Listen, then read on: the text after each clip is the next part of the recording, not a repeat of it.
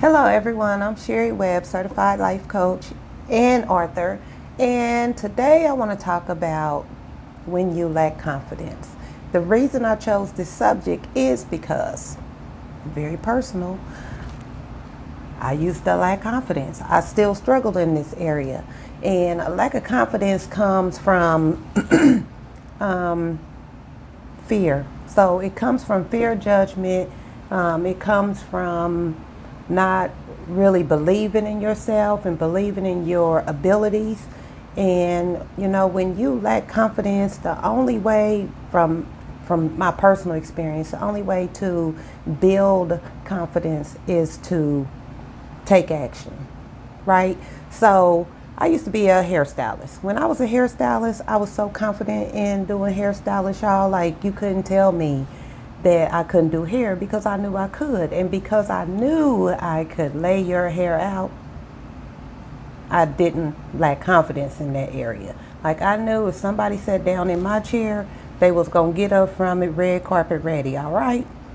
So, at one point I got to a point where I could no longer do hair. I could have, but the economy crashed, and the way my mind was set up back then was that, oh, the economy crashed, my clients stopped coming as often as they were. It was like, at that time, to me, it made sense to go out and get a 9 to 5. So I thought I have to get something more secure. Big mistake, because see, I'm an entrepreneur by nature and at heart. I'm an entrepreneur.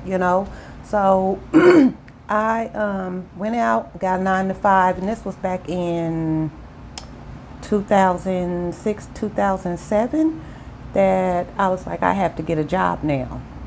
So I go out, I get a job.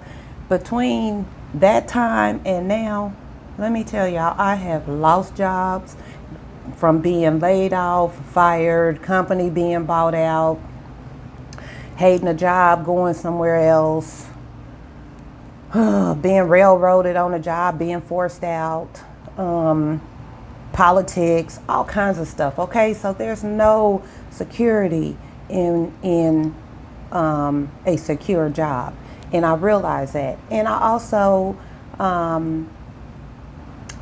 realized that the reason I sought out a quote unquote secure job is because I lacked the confidence at that time to really, not only did I lack the confidence, but I also lacked the knowledge that I needed to go out and venture out and try to figure out what else I was good at, what else I could do that would still allow me to stay true to myself.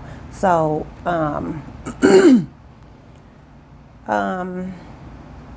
so I go out, I'm working a 9 to 5, and I'm absolutely miserable. Really. I was absolutely miserable because that's just not me. The reason I enjoyed, and I really had to do some self-analysis, so this may be something, as a matter of fact, I'm sure it is something that's always necessary, is to do some self-analysis so that you don't trip yourself up and make the same mistakes, that I did. Or, you can avoid some pitfalls if you self-analyze and really figure out what is it that you like to do and what is it that you're good at. So for me, I lacked the confidence at that time to do anything else. So I would still do hair on the side from doing the 9 to 5. And I hadn't taken the time out to really figure out what it is that I really like to do. I loved doing hair. I loved it.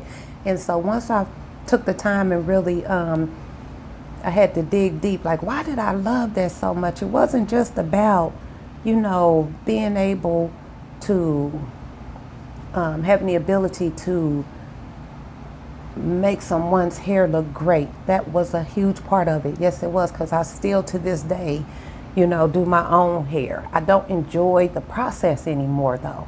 Back then I enjoyed the process.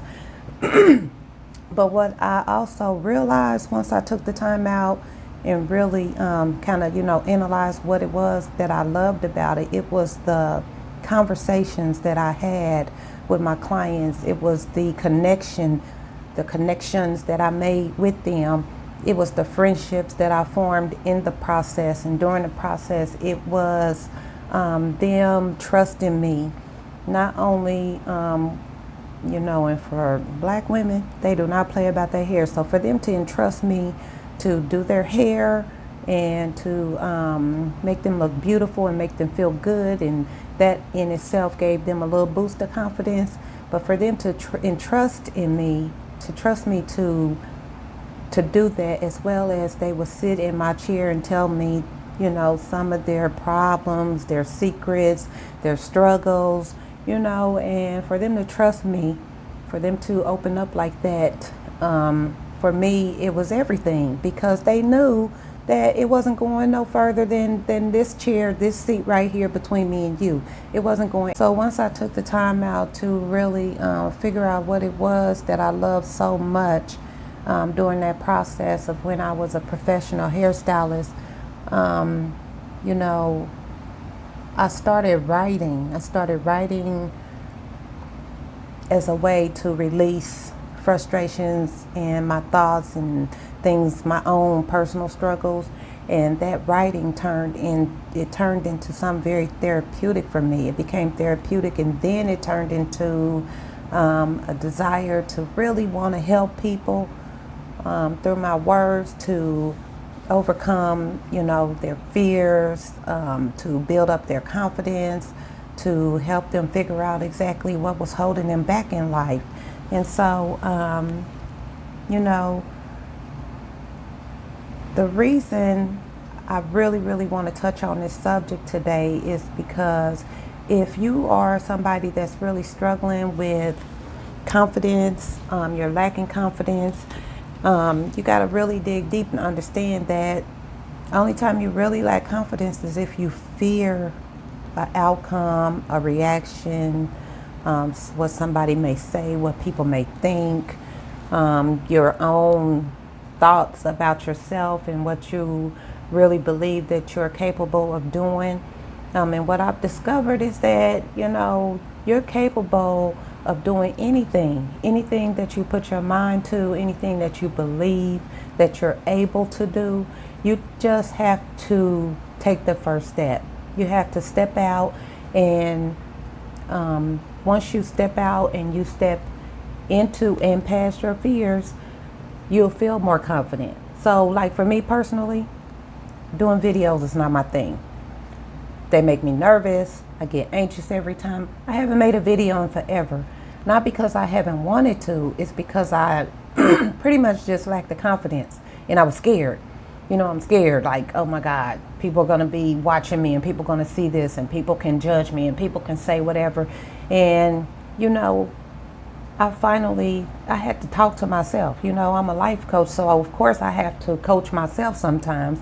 And I had to coach myself through this and say, look, Sherry, look, you are allowing old stuff to get in the way, to get in your head, and it's a mind thing, you allow these thoughts to get in your head, and it was stopping me from reaching those whom I desire to reach, whom I desire to help. It's like I play these videos in my mind, like what I'm gonna say and how I'm gonna say it and who I'm gonna impact and who I'm trying to reach. And